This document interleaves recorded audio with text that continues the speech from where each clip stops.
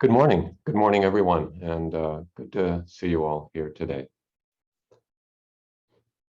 Well, we're getting some much needed rain here in Overland, and I hope you're experiencing something similar. The plants will be grateful.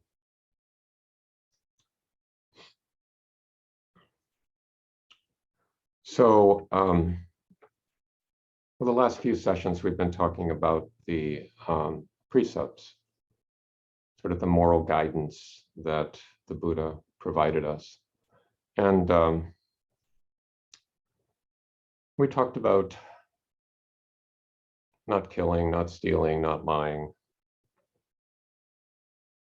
not engaging in sexual misconduct. And the fifth precept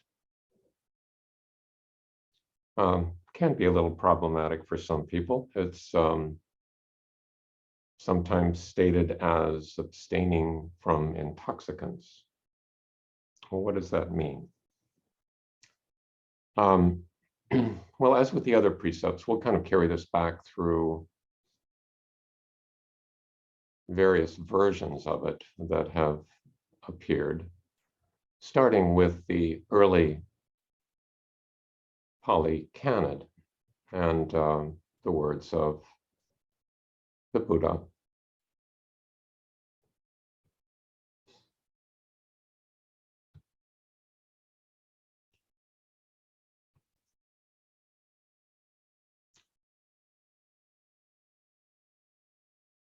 And the Buddha said, again, a noble disciple abstains from liquor, wine, and intoxicants, the basis for heedlessness.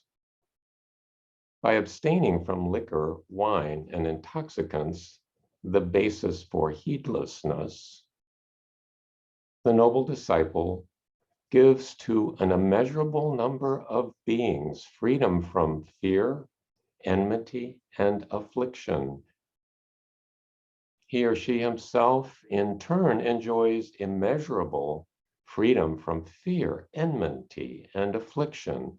This is the fifth gift, a great gift, primal, of long-standing, traditional, ancient, unadulterated, and never before adulterated, which is not being adulterated and will not be adulterated, not repudiated by wise ascetics and Brahmins. So notice that the Buddha typically provides reasoning. Doesn't just say do this or don't do this, but almost always provides a specific reason. And in this case, the reason for abstaining from these things is to avoid heedlessness, which leads to affliction for oneself and others.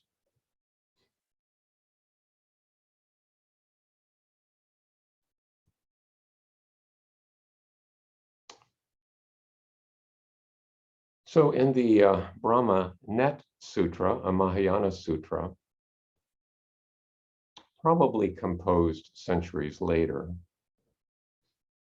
but attributed to the Buddha. A disciple of the Buddha must not trade in alcoholic beverages or encourage others to do so. He should not create the causes, condition, methods, or karma of selling any intoxicant whatsoever, for intoxicants are the cause and conditions of all kinds of offenses. As a Buddha's disciple, he ought to keep all sentient, help all sentient beings achieve clear wisdom. If instead he causes them to have upside down, topsy-turvy thinking, he commits a grave offense. Now notice that the emphasis has shifted from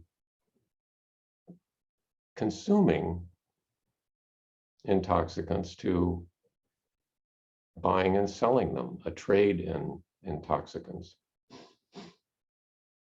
But the rationale is similar. to avoid heedlessness or topsy-turviness.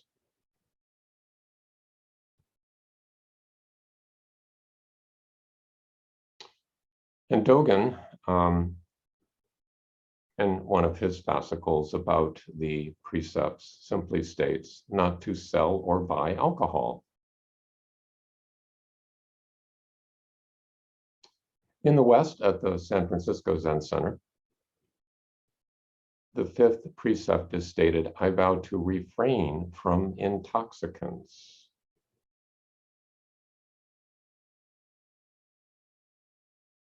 At Zen Mountain Monastery, proceed clearly. Do not cloud the mind. And the Zen peacekeepers state this precept, cultivating a mind that sees clearly. This is the precept of not being ignorant. Emphasis on clarity of mind.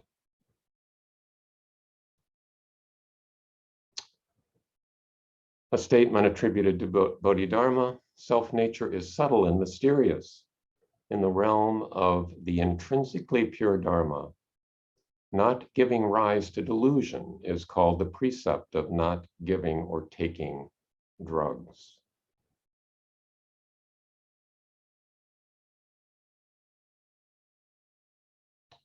And Dogen, in another commentary on this precept, says, drugs are not brought in yet.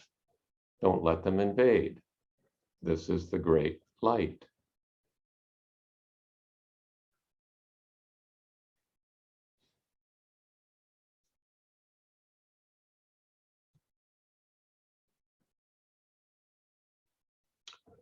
So, drugs, intoxicants, and we usually think of this referring to substances, but we'll get to other interpretations later. But one question that often comes up is, wait a minute, what about if I have a beer with a friend? What about if I have a glass of wine with dinner?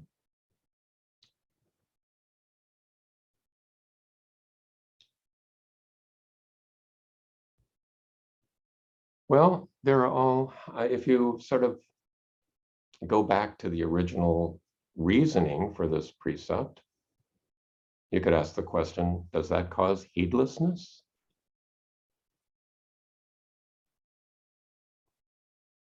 And it's pretty clear that there's variation in response from one individual to another. I had a friend when I was much younger who was ordinarily a really charming and engaging person. I really, really enjoyed his company. But if he had as little as one drink of anything, his whole personality changed and he became kind of hostile, sometimes abusive. It was an odd phenomenon. It was like a different person appeared right away. Most people don't respond this way, of course, but he did. And then there are individuals for whom a small amount can give rise to just enough disinhibition that it leads to a second, third, fourth, or fifth drink. And for that individual, the consequences of even a small amount might result in heedlessness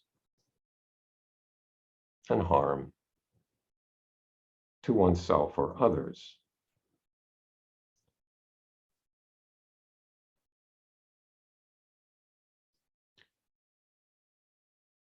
So I think with this precept, as with the other precepts, it's something to work with and hold and interpret based on one's experience, with a sober appraisal of whether what one is doing is leading to harm or not.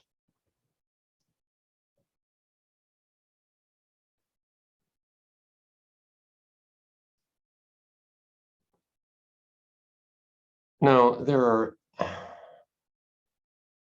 other ways of looking at this precept and thinking about the term intoxicants.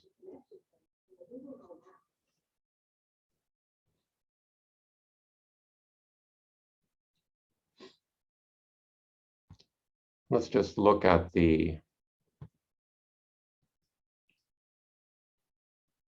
definition of intoxicate. To excite or stupefy by alcohol or a drug, especially to the point where physical and mental control is markedly diminished. Or to excite or elate to the point of enthusiasm or frenzy.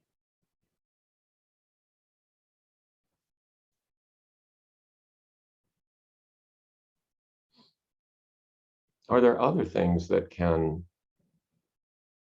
excite or elate or cause frenzy? And clearly there are. Are these intoxicants?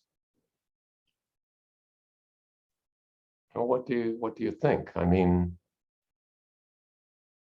if you go to a Beyonce concert, I mean, people are standing and screaming and dancing, and it is a kind of frenzy, isn't it?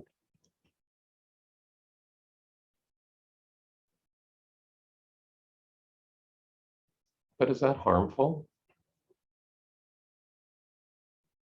Is it really heedless?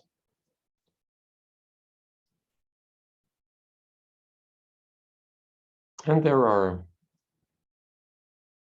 could say something similar about, going to Powell Hall and listening to Mahler's Third Symphony, for instance, and the final movement, which is, it's hard to avoid intense elation and intense enthusiasm, energy. But you might refer to it as intoxicating music. It's just so overwhelming and so wonderful. But is that harmful? Does it produce heedlessness? And then you could raise questions about video games or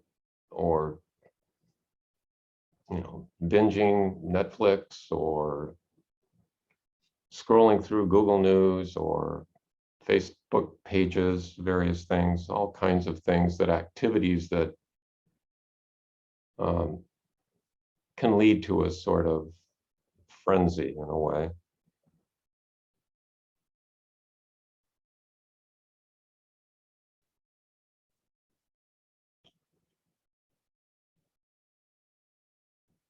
And even thinking about substances or drugs, it's, I think, important to keep in mind that some substances, some pharmaceuticals,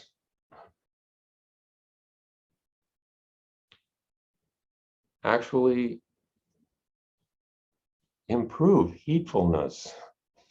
If you have bipolar disorder and it's well controlled with lithium, it's quite possible that lithium is making you more heedful. It's preventing those manic episodes when you do things you regret. Or if you have some other psychiatric disorder and an antipsychotic might be just what is needed to avoid heedfulness or recklessness in one's life.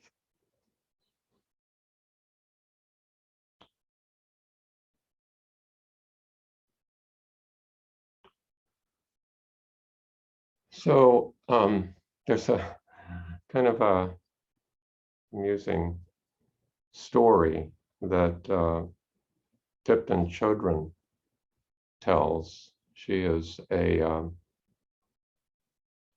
Buddhist priest. I don't know if she calls herself a priest or a nun or what her formal title is, but she's in the Tibetan tradition, a very skilled teacher. And in her reckless youth, she was trekking through Nepal with a number of her friends, indulging in various substances that they had available to them at the time.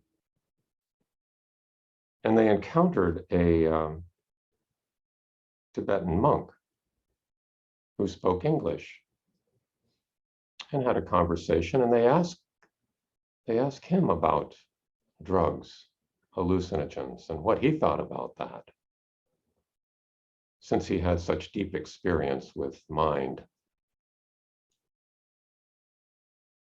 And he answered, "You're already hallucinating. You're enchanted with greed, hatred, delusion. Why do you need drugs?"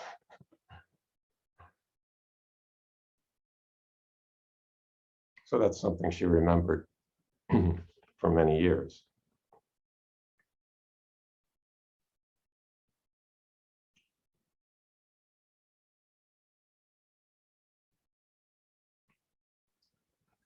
I was listening to a talk yesterday on the takeaway, and one of the speakers was the Reverend William Barber. Some of you may have heard of him. He's a very articulate speaker and has focused his life on the issue of poverty in America. He has health problems, and he has ankylosing spondylitis, which kind of is resulting in a scoliosis that impairs his breathing to a certain extent and tends to be progressive. He's getting treatment for it, but it's an ongoing issue. And he tells a story much richer than I could tell. I actually tried to get the audio from it so that I could share it with you, but it's not available probably until the first part of the week on the internet.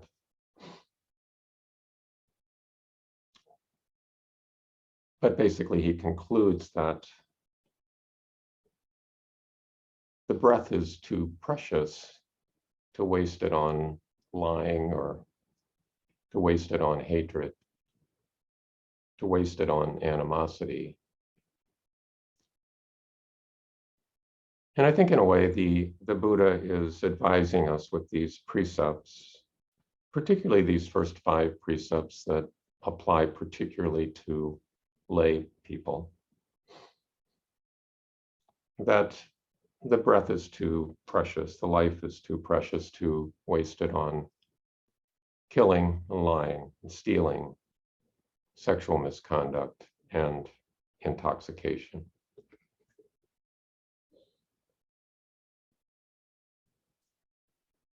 So to conclude, I'd like to just return to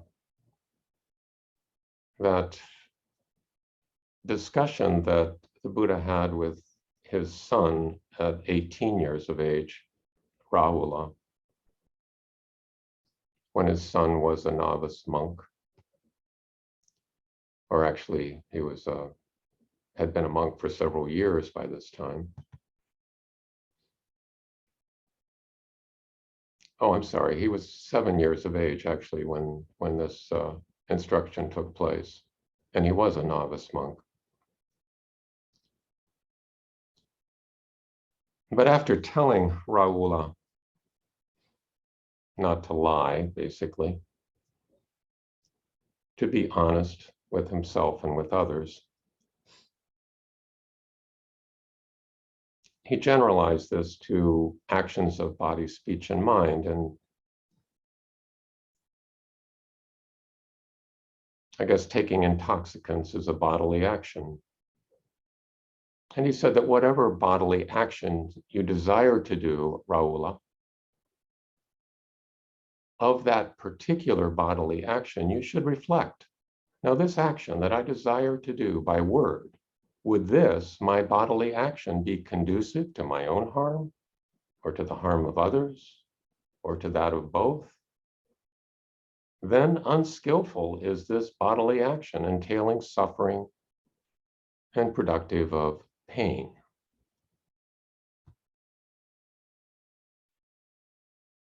If, on the other hand, Raula, when reflecting, you realize, now this bodily action I desire to do is neither conducive to my own harm, nor to the harm of others, nor to that of both. Hence, skillful is this bodily action, entailing pleasure and productive of happiness. And for that reason, Raula, should you abide in joy and happiness, training yourself day and night in meritorious states.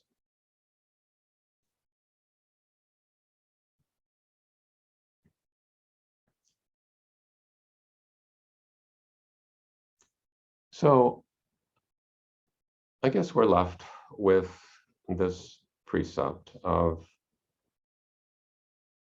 however it's phrased, abstaining from intoxicants or not clouding the mind, whatever, and deciding what it means for us, how it can be used meaningfully, because that's what these precepts are for. It's for our own use. They're not to be used for judging others. They're for personal use. What does it mean? How can we make use of it?